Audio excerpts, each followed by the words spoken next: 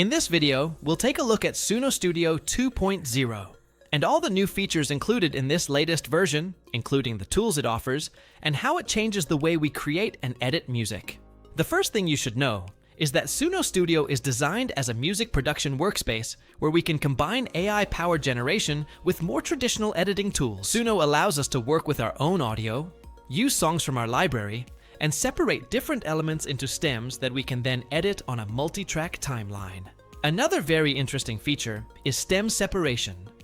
Suno has improved this functionality and now offers different ways to separate the elements of a song. We also have tools to modify and transform our tracks, including features such as remove FX, warp markers, support for different time signatures, and alternates, which are part of the improvements introduced in Studio.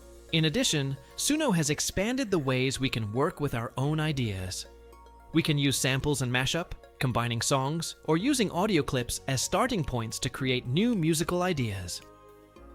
Another interesting feature is the ability to take our work outside of Suno.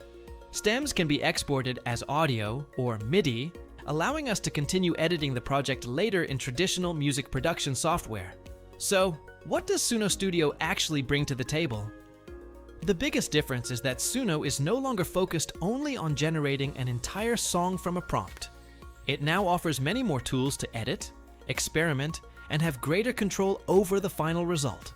However, some of these features are tied to specific paid plans, and the available tools may change as the platform continues to receive updates. If you found this video helpful, don't forget to subscribe to the channel and leave a like for more tutorials, news, and reviews about artificial intelligence and content creation.